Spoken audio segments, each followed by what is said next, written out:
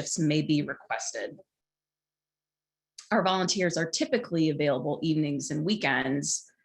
The requesting agency should be a 501c3 nonprofit organization in the 5-county metro area, and that's in Jackson, Clay, and Platte counties in Missouri, and Wyandotte and Johnson County in Kansas.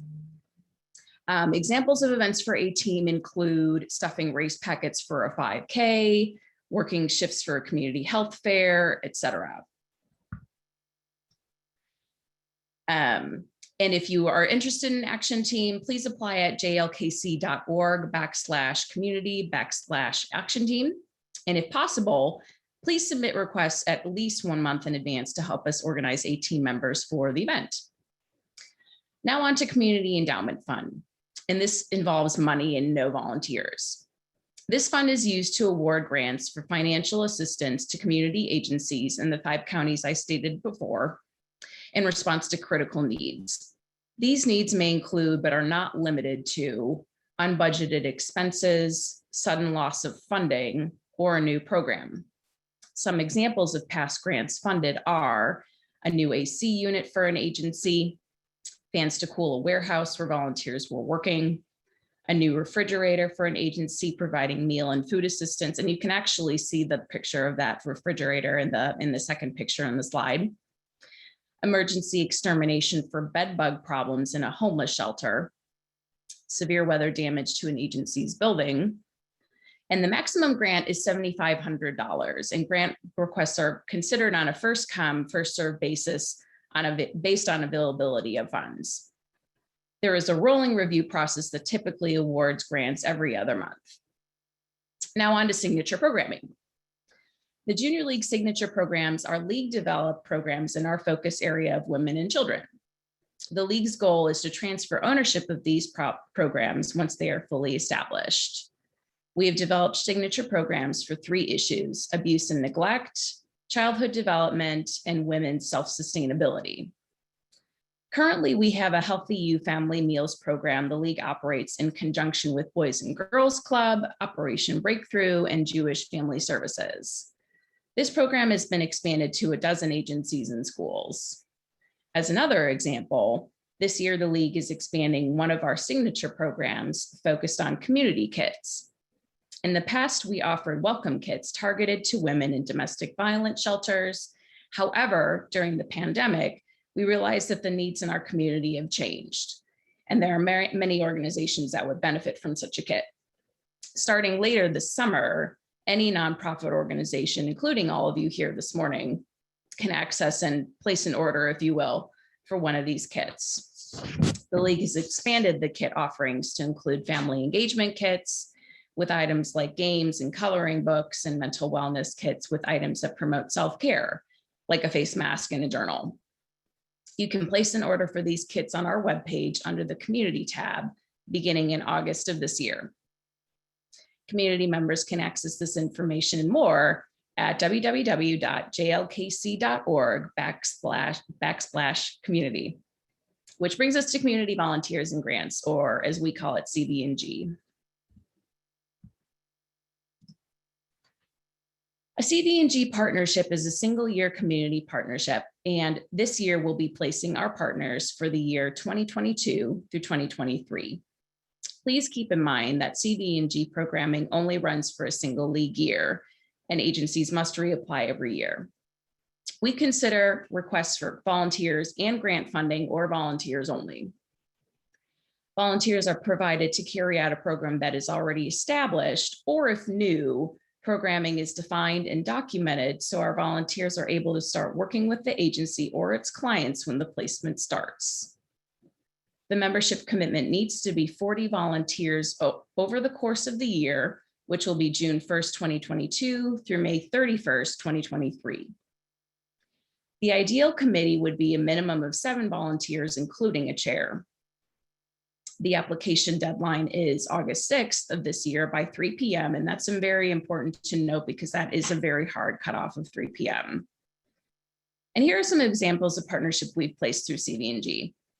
This year, we're working with Bridging the Gap to assist in planting trees, picking up litter in the area, and learning more about climate change advocacy.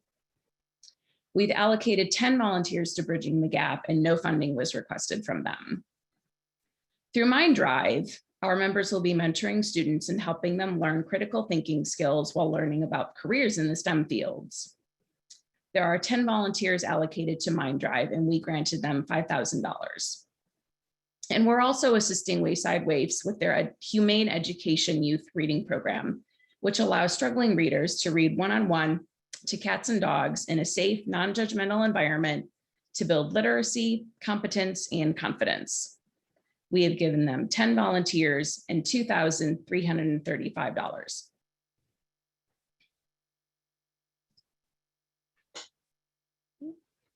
Hold on. There we go. There are several items that we do not fund, such as salaries, fundraising activities, transportation, background checks, childcare, rent or deposits, or individuals. Please note that grants, including any of these items, will be reduced by the amount of the unallowable program costs. Although we do not provide funding for fundraising activities, if agencies need volunteer support through a charity event, they can apply for volunteers from the action team, like I discussed a little bit earlier. So here's a look at the timeline from today moving forward. The application for CB&G goes live today at 5 p.m. And the deadline, again, is August 6th at 3 p.m. And I have to emphasize that is a very, very firm deadline. We cannot accept anything after 3 p.m., even if you're in there and you submitted at 3:01. Unfortunately, we will not be able to take it. So that is a very firm deadline. Then it moves to agency research and selection. A standing committee of past and present leaders will review individual applications for the committee, and that happens in August. Committee members will vet the agency through a site visit, and that happens in late August through September. Then it moves on to the approval process. The proposed slate of agencies is presented to our planning council in October. The slate is then presented to the Junior League Board of Directors for approval in November. Finally, the proposed slate with all revisions from the various panels that I previously talked about will be presented to our general membership in February of 2022 for a final vote. Agency notification is typically done in March, barring any unforeseen events like COVID-19. Now, how do you apply? To apply for CB&G, go to the Junior League website, select community, click on community volunteers and grants. And then once the application is active, you'll be able to obtain the online form to complete the application. And please remember, applications are due by 3 p.m. on August 6th. All applications received after that time will not be considered, unfortunately. Please be sure to include the appropriate contacts that are familiar with the grant request. This allows committee members the ability to reach someone that can speak to the grant application. If you have any issues with the application, please send an email to cbg@jlkc.org. Now, here's some tips for completing the grant application. You want to include the contact information for someone that is familiar with the grant and programming request, as well as a general email box to which emails may be intercepted. We realize that there can be some turnover from the time of application to the time we schedule our visits, but it's very, very helpful to have someone familiar with the application to be able to answer any questions about the request. Please provide details about the programming, including a breakdown of training and how committee members will be able to obtain the required 40 hours of volunteer time. The application does not allow you to save progress and return to it at a later date. So please keep that in mind as you start your application. Just know that once you sign in to do the application, please be prepared to just finish it all in that one sitting. Remember, you can also apply for community endowment grants and action team volunteers through this tab on the website as well. Here's an idea of what you'll be asked about in the application. We want to know about you, the agency partner. So that starts with communication. Please provide appropriate contacts who can work with CB&G through the application process and with the community council chair and committee chair if selected. Define budget. How do you plan to use the funds? Define program. Lay out the program and how Junior League volunteers will be utilized to carry out programming. Sustainability of the existing program. And then, of course, measurable outcomes. And this can be something like number of clients served, bags of groceries provided, kits handed out, mentoring hours, etc. Excuse me. Also, the member experience. Define roles and expectations. So that's an understanding of how Junior League volunteers will be utilized. So we ensure our members are aware of what their role will be within the placement, training and criteria. So that's training that prepares volunteers to effectively work with clients in programming. Flexibility is important. So that's evening and weekend opportunities are important since most of our members work. Frequency of shifts. We have to ensure there are enough opportunities for volunteers to fulfill their 40-hour requirement over the placement. And then overall safety. This includes safety at the location our volunteers will be working and safety for the participants in the program. And then, of course, Junior League alignment. We want to make sure this request would allow us to meet our mission of promoting volunteerism, developing the potential of women and improving our community. And then finally, budget allocation. Monetary budget, how will the grants be utilized? Volunteer disbursement, how will volunteer hours be allocated?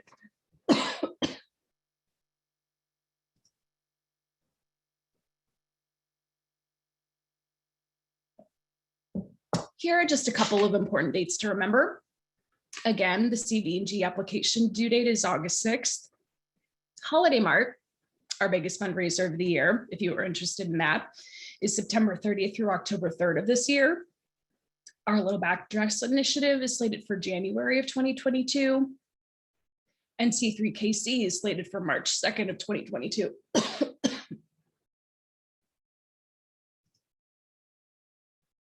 And that's the end of our presentation. If you have any questions, please use the chat box or please unmute yourself.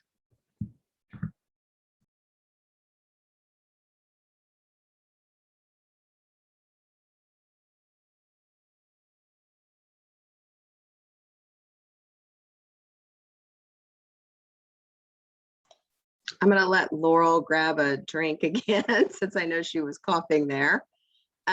Someone did ask if we are recording. Yes, we are. So we did record starting when Laurel began her presentation. And we would be happy to answer any questions about our different programs and opportunities to engage with us.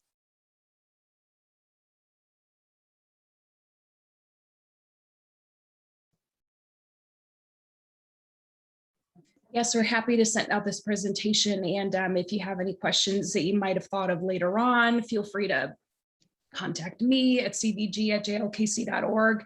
Happy to answer any questions.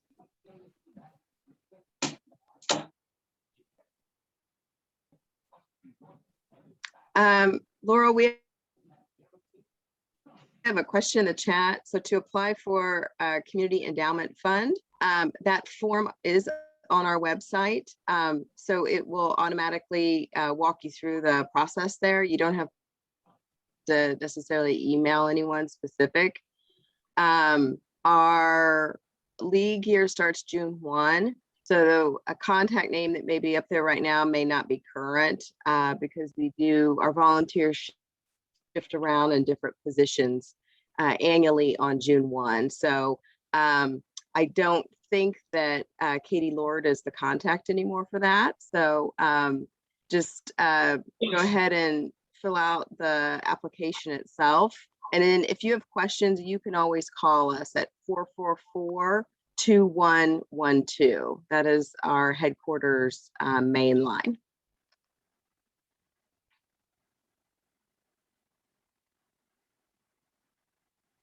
Chris Evans, you have a hand up? Yes, ma'am. I have a question about the volunteer hours. You talked about the ideal group is a leader with 7 of your members helping all together and what that might be for the organization. and you mentioned 40 hours. Is that a total of 40 hours, or is that 40 hours per participant volunteering? 40 hours per participant. Okay. Yep.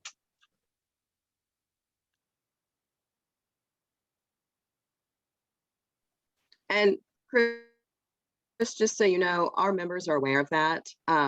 When they begin their league career, so to speak, we provide training with them so that they know that annually the expectation is 40 hours in a community. They're doing what we call a community placement, where they're volunteering with a community agency.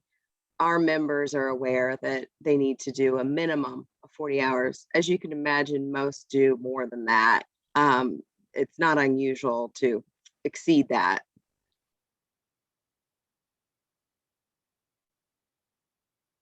Okay, that makes sense.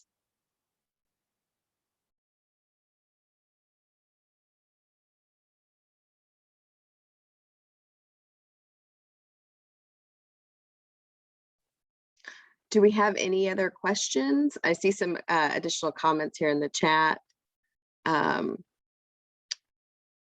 Any other questions about how we go through these processes and the grant application cycle or anything?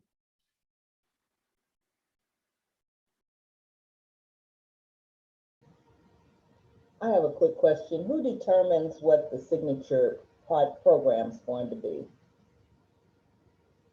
As far as the nature of the project, is that the agency when you apply, or is there a set specific projects that the Junior League of Kansas City has determined? So you just answered it. It's the second part of your question there. So our signature programming relationships are with agencies where we work with the agency directly to craft or to identify a need and then help craft a solution. So for example, the community kits that Laurel spoke about, we have several nonprofits around town that had already been taking the kits, and those were groups like Rosebrooks and Newhouse. And so then when the pandemic hit, it became clear that we needed to expand upon that. So we actually have a team of women who evaluate our community programs each year. And they came to the board with a recommendation earlier this past year that we expand that initiative. And we look to partner with other nonprofit agencies that might have a need for what we would then call community kits. So we do actually use some research and some data to help identify where there's a gap. And we are still kind of refining how we do that through our evaluation process. Another example that Laurel spoke about was our Healthy You meals, which we offer now in conjunction with Operation Breakthrough, as well as the Boys and Girls Clubs. That program actually came out of two other previous iterations many years ago. We had a Healthy You Family Meals program with University Academy that evolved into what it is now. And before that, we actually worked with the Girl Scouts here locally on a program called Kids in the Kitchen, where we were working with children and encouraging them to cook and become familiar and learn about healthy eating. So oftentimes many of our activities have evolved over the years. And so those are just kind of two examples how we try to work through and identify how those activities works. The other thing I'll mention is with signature programming, it is not an application process. It's a relationship development process. So we list our signature, mentioned a couple already, Boys and Girls Club, Rosebrooks, Synergy Services, Newhouse. Those are all agency partners that we have worked with over the years, and it's not it's not a one-off, 1-year grant application process. It's a multi-year relationship that we've established. So I hope that kind of answers the question a little. Yes, thank you very much.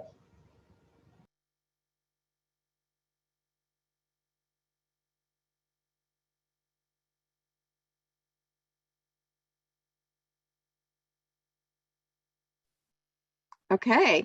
I don't know if that we have any more questions.